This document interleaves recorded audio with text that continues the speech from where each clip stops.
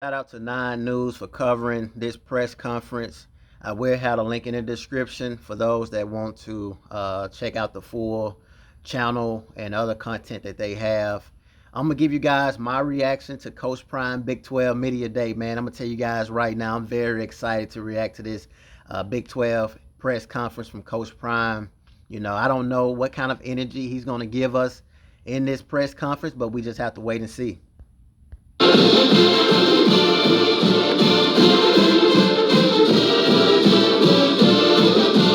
Okay, we'll do an opening remark and we'll take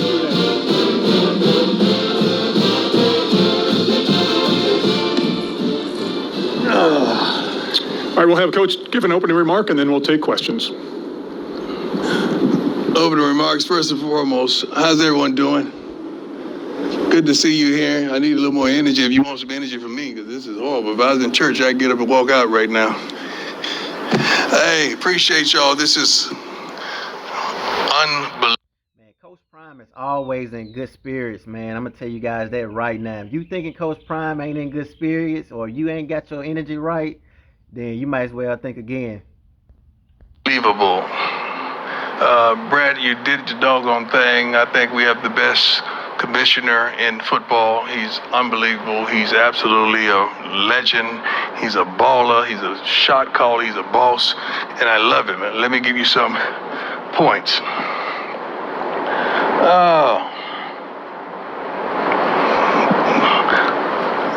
Much love to Gus, Coach Malzahn, being UCF, just ran across him. I'm just highlighting a couple of the coaches because they've been so kind. They've been so... One of the things that I love about Coach Prime is he always highlighting people around him, whether it's the coaches, it's the players. You know what I'm saying? It don't matter. He's always highlighting people around him, man, whether it's the equipment manager, you know what I'm saying? If you at the bottom of the bottom, you know what I'm saying? He's going to acknowledge you and help you, you know what I'm saying, come up, man. I just absolutely love Coach Prime, man. I love his energy. Consider it, they've been so wonderful to me, and he recruited Shador out of high school. I remember going there in Auburn, and he just has been the same consistent man since. He's phenomenal. Coach Gandhi is a darn legend. So being at the Big 12 meetings and getting a chance to meet a multitude of these head coaches that have just welcomed me with open arms, they have been phenomenal. And Joey McGuire, my son, Junior. Where you at, Junior? Well Off Media. Yeah, he played for Coach McGuire in high school. And Joey has been the same consistent, great coach that he's always been. Joey, if you're out there, I love you. I appreciate you. You keep on doing what you do. Except when we come to play you, I want you to keep on doing your thing.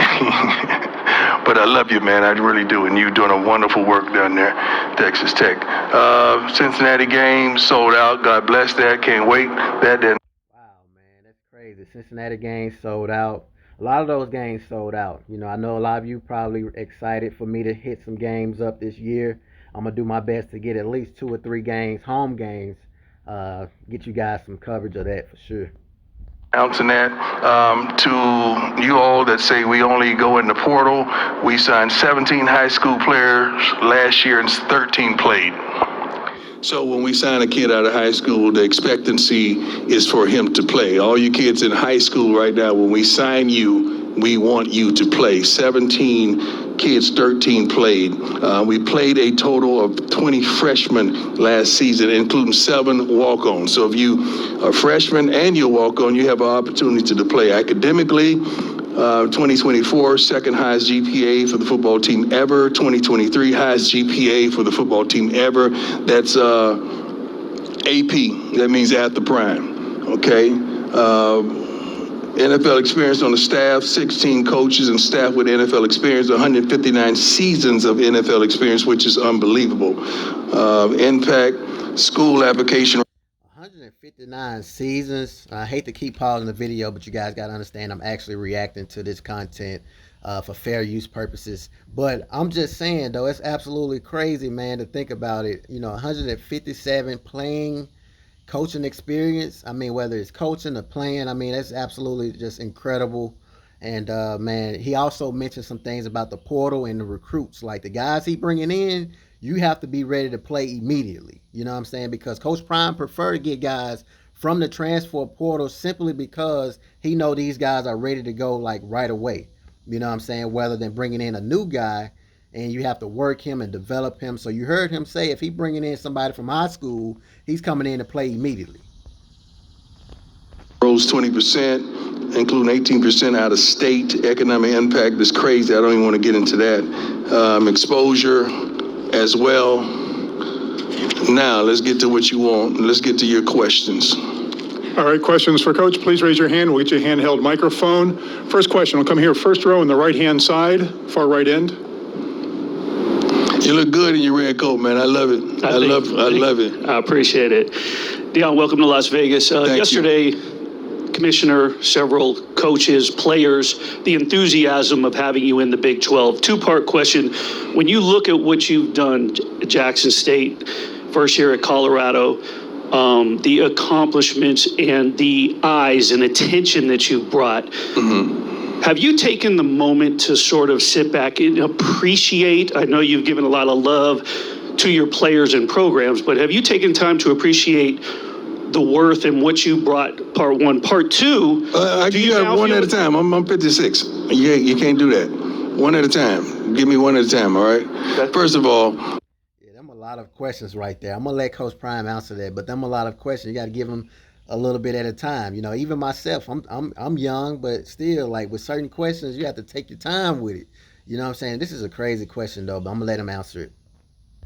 Thank you. Thank you for just understanding and recognizing those things. I don't have time to sit back and watch what was done because I'm so busy doing what I do. So I don't have time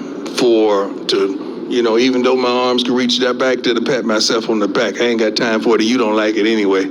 Every once in a while I do it because I know y'all ain't gonna do it. So I don't have time for it, but I appreciate it and I'm thankful of the calling that God has on my life. I really am. Now we go to part two. Part two, with what you brought to the programs in the historic black colleges and to Colorado, do you feel an obligation with whom you are to perform at a higher level or coach at a higher level? Yeah, yes, I'm judged on a different scale. My wins are totally different than your wins. Your wins, you just judge in football.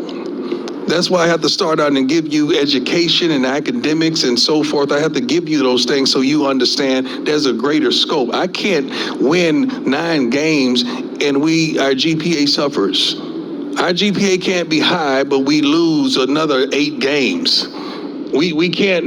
I mean, he's absolutely correct on that. You know what I'm saying? It ain't just about the things that's done on the football field. It's about, your education, getting a degree. What do you want to do next? You know what I'm saying? And all of those things. And that's one of the things I wish as a former player, when I was playing a game if I had any, I don't necessarily believe in regrets or things in the past. But because I feel like everything we go through is to build us up and make us a better person. But if there was one thing that I would advise any future athlete, regardless of the sport, is to take advantage of the opportunity of getting your education. You know what I'm saying? You getting free education to do what you love to do, which is play a sport, but make sure you have something else, you know what I'm saying, just in case when it's up, you know what I'm saying, you can do things. For an example, with me, you know what I'm saying, God has granted me an opportunity to be able to create content surrounding football. But if I would have went to school and got my degree in scouting or coaching, I could have been able to coach along with doing this. You know what I'm saying? So take advantage of what you're given. My apology, guys. You guys know, man, we in the country, so you're going to hear some birds in the background. Not go and grab high school players and you got a bunch of guys in the portal, out of the portal that's getting incarcerated. My wins are different. We have to win in every area. That's the way we're judged. And I'm cool with that because we come a little different. So the expectation is greater. But it's not just football. It's been like that all my life. I've always had a greater expectation for myself. So the expectation you have for me would never outweigh the expectation I have of myself. Thank you. That was a wonderful question. All right, we'll go to the left side, third row in the middle. Hey, Dion, Colin Wilson with the Action Network. Over here. One question. What led you to... I don't know, man. I'm gonna play the video, but it just don't sit well when people say, "I Dion." It's Coach Prime. hiring of Robert Livingston come from the Oh my Cincinnati Bengals? God! Just the opportunity. I mean, we needed the defensive coordinator, and I'm a pro, man. And that's nothing against the college coaches, because we have some phenomenal college coaches, especially in this conference. But I'm a pro, so I like the relationships and the thought process of a pro. And Coach Livingston was recommended to me by a few pros that I'm well familiar with and I trust, Mike Zimmer being one of them. And his interview process and his consistency and his thought process and his relatability just placed him well above the other applicants. I'm happy I made the decision. And when we look back on it, first of all, I pray to God that I can keep him, because I feel like we're gonna kick butt, we're gonna win, and he's gonna be a head coach in college or pros or whatever he endeavors, because he's that good. So I'm thankful and I'm happy for him. But he is awesome. When I tell you awesome, he is totally awesome. I hope so.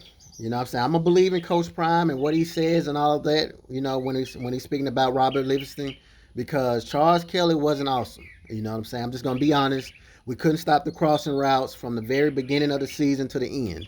There's no excuses on that. And so I'm hoping Robert Livingston can make adjustments, you know, so he's going to have to prove that to me.